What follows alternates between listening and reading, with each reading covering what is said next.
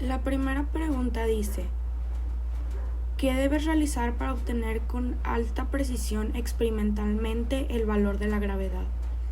Acá sabemos que lo que es el número de oscilaciones depende directamente de la longitud del péndulo y de la gravedad. Entonces, para poder obtener datos con mayor precisión, pudiéramos realizar el experimento varias veces y después sacar un promedio de los datos. Luego, nuestra pregunta B dice: ¿qué va a suceder con el péndulo si el experimento se realiza en la Luna? ¿Qué va a cambiar y por qué? Como lo mencioné anteriormente, el número de oscilaciones es un factor muy importante en el movimiento de este péndulo, y este más que nada está determinado por el largo del péndulo y la gravedad, no por la masa. Entonces, al momento en el que se lleva a un lugar con una gravedad menor, como lo es la Luna, ese movimiento o esa cantidad de oscilaciones, que son una parte importante para el péndulo, cambiarían al momento en el que cambia el valor de la gravedad. Asimismo, en la imagen podemos ver una fórmula la cual nos dice que la gravedad es igual a 4 veces el largo pi al cuadrado entre t al cuadrado. Aquí se puede expresar lo dicho anteriormente, lo cual relaciona el largo del péndulo con el número de oscilaciones y el valor de la gravedad. Esa fórmula puede explicar tanto física como matemáticamente lo que se dijo anteriormente. La pregunta nos muestra una torre de agua abierta como la que usamos en el simulador. La primera pregunta nos explica que repentinamente el tanque se tapa herméticamente. ¿Qué es lo que va a suceder con el agua que sale por el agujero y por qué? Analizando la segunda pregunta, la cual nos indica que por qué el agua deja de salir a un cierto punto, esto se puede deber a que el agua ya alcanzó la altura a la cual está el agujero por el que está saliendo. Además de que ya llegó a la altura en la que ya no puede salir, esto se puede deber a que no hay presión suficiente que obligue a este líquido a salir. Se necesitaría aplicar una presión extra. Muy bien, ahora regresando a la primera pregunta que fue mencionada anteriormente, lo que ocurre al cerrar un recipiente con un agujero herméticamente y lleno de agua es que se puede observar que sale un poco de agua al principio, pero luego deja de salir. Esto se debe a que no se está permitiendo la entrada de lo que es la presión atmosférica para que pueda salir el agua. Entonces, esta se concentra en el hoyo que se tiene para que se salga el agua y no entra por arriba. Ahora, lo que se necesitaría para que esté cerrado y pueda salir agua es ejercer más presión al recipiente.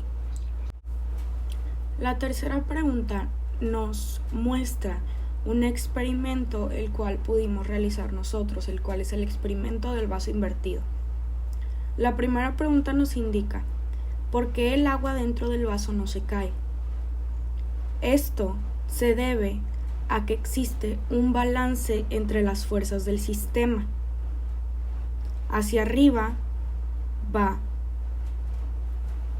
la fuerza de presión atmosférica, la cual es 101.330 pascales, y para abajo va la fuerza de la presión del aire encerrado y la fuerza de peso del agua. Al momento de que se hace un diagrama de fuerzas y se calculan estas, se puede observar que va a existir un balance entre estas tres fuerzas, lo que hace que el agua dentro del vaso no se caiga. Ahora, la pregunta 2 nos indica que en la figura hay una hoja de papel sosteniendo el agua. A veces sucede que ésta se puede caer junto con el papel. Nos pide que expliquemos por qué pasa esto. La razón por la cual pasa esto se puede deber a que el material es más poroso y puede mojarse, lo que haga que éste caiga. Cuando el papel se moja puede perder algunas de sus propiedades, lo que hacen que éste ya no pueda resistir la presión y la fuerza que ejerce el vaso hacia él. Esto no se ve en materiales porosos en otros materiales porosos como lo son las medias, pero esto ya se debe a otro fenómeno que se llama la capilaridad. Acá es más que nada porque el papel es más poroso que, por ejemplo, la tapa de yogurt que utilizamos. La pregunta 4 nos indica que se muestran expresiones del tiempo en el que el tanque se va vaciando conforme disminuye la altura. La primera pregunta nos indica que expliquemos por qué hay una ecuación en la que se incluye el coeficiente de descarga. Aquí el coeficiente de descarga se puede utilizar para generar correcciones en lo que es la velocidad en la que cae el líquido, y también nos permite tomar en cuenta lo que es el caudal. Al momento de que en una ecuación se usa el coeficiente de descarga, esto se vuelve más exacto, ya que, como dije anteriormente, este puede contemplar cosas que normalmente no se pueden contemplar en la primera ecuación. Esto nos permite compensar lo que son variables externas que pueden afectar nuestro flujo y velocidad. Ahora, pasando a la pregunta B, dice que expliques de qué manera se puede obtener un coeficiente de descarga experimental confiable. El coeficiente de descarga es básicamente dividir el valor real entre el valor ideal.